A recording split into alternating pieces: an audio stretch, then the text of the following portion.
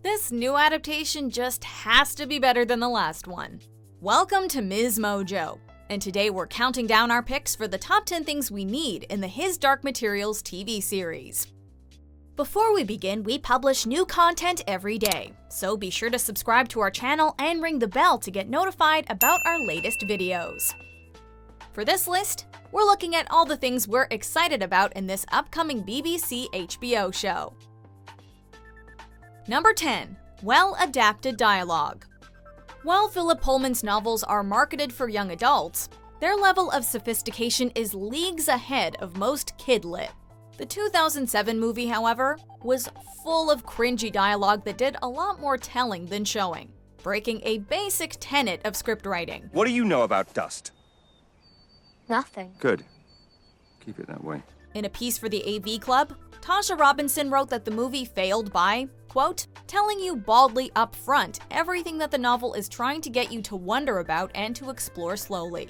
If we can protect our children from the corrupting influence of dust before their demons settle, then we will nurture a generation at peace with itself. One that will never question our authority again. Fortunately, we know this new adaptation is in better hands, being produced for the BBC with Skins and Shameless writer Jack Thorne behind it. Number 9. Let kids be kids.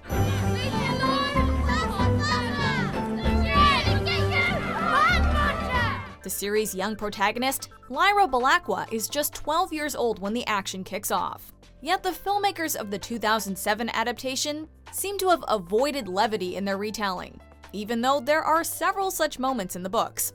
Some of the best moments in the Harry Potter films are the ones between dramatic action scenes, when the trio is just goofing off or trying to get through Hogwarts classes. Perhaps it would be more useful if I were to transfigure Mr. Potter and yourself into a pocket watch. That way one of you might be on time. We got lost.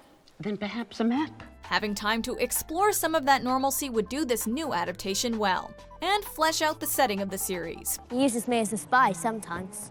Like now, for instance. I'm supposed to be keeping an eye on them gobblers. Number 8. Give everything the time and attention it needs. In 2001, the first movie of both the Harry Potter and Lord of the Rings franchises were released, setting the standard for fantasy film adaptations. If I take one more step, it'll be the farthest away from home I've ever been. As time has gone on, however, it's become more common to adapt popular literary properties for the small screen instead.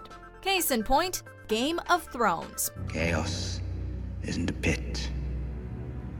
Chaos is a ladder. This format means that the creators don't need to rush through their plotlines in just a couple of short hours, and instead have plenty of time to give each character and subplot the attention it deserves. We can't wait to see how this will pan out in His Dark Materials. Number 7. Amazing effects. The quality of our TV production has skyrocketed in the past decade, with more and more impressive results with every passing year. Nowadays, many shows feature budgets that can compete with major films. Not to mention CGI technology has definitely advanced since The Golden Compass was released in 2007. So we can expect to see some impressive visual effects used in this new series, which will help bring the story to life in a way that feels modern and believable. This is especially important because demons make up a huge part of the plot, and for them to be believable, the effects really have to work. Number 6. The real ending. One of the things that fans were most disappointed with in the 2007 film adaptation was that the creators opted to leave out a crucial part of the book's ending. If you haven't read the book, consider this your spoiler alert. The book concludes on a decidedly dark note, with Lyra's father Lord Asriel betraying her trust and killing her friend Roger after separating him from his demon. That's an awful lot to sort out. Well, who else is going to do it? The movie omits this crucial detail in favor of ending on a vaguely optimistic note, leaving audiences feeling like Lord Asriel will help them and everything will work out in the end. Who's telling me about my father? It says I'm bringing him what he needs. We're going home, aren't we, Lara? After we save your father. Of course. We're hopeful that this new adaptation will feature the original ending instead. We'll set it right, Pan. Just let them try to stop us. Number 5. Epic scope. Even before the first season of the show began airing, it was already renewed for a second season. This seems to indicate that we'll see the second book, The Subtle Knife, on screen. Something we've never gotten before.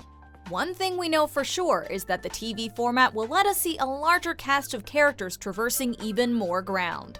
We'll get to grasp the grand scope of the world that Philip Pullman created in this series, which will be much easier to explore in this longer format than it was in the film. Number 4. The religious undertones of the books. Worlds of infinite possibilities. Somewhere men have no demons, somewhere demons have no men. People without demons. That's impossible. And even some where there is no magisterium.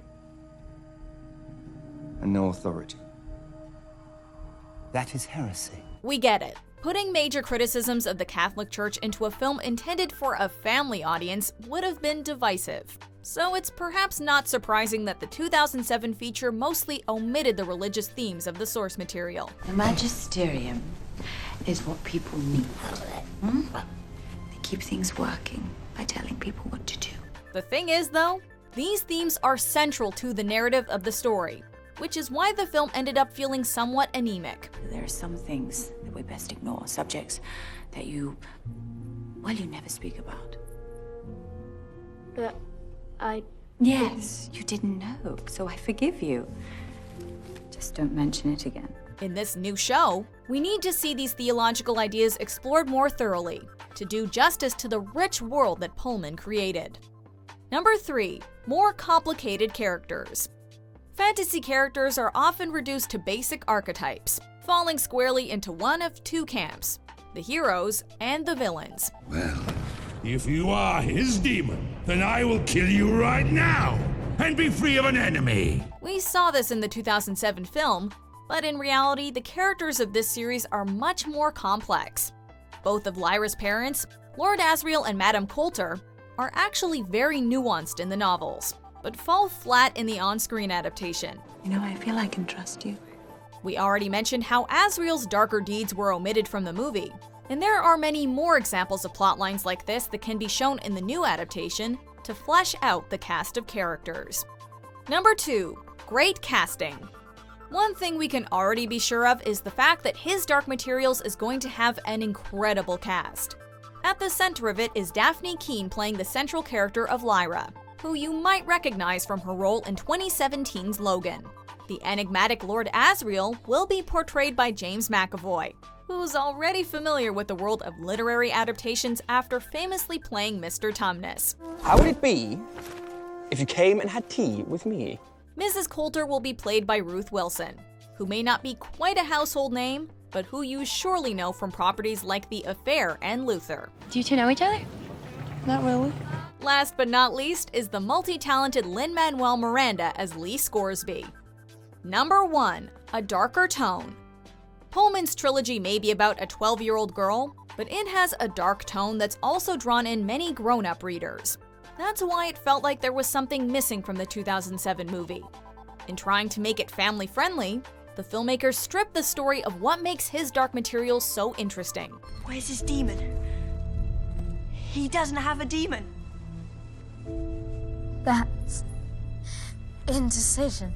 Dark is there in the title after all. Neither the BBC or HBO has any qualms about featuring a more sinister tone in their programming, so we can look forward to an ambiance that better fits the original source material. Do you agree with our picks? Check out these other great clips from MsMojo and be sure to subscribe and ring the bell to be notified about our latest videos.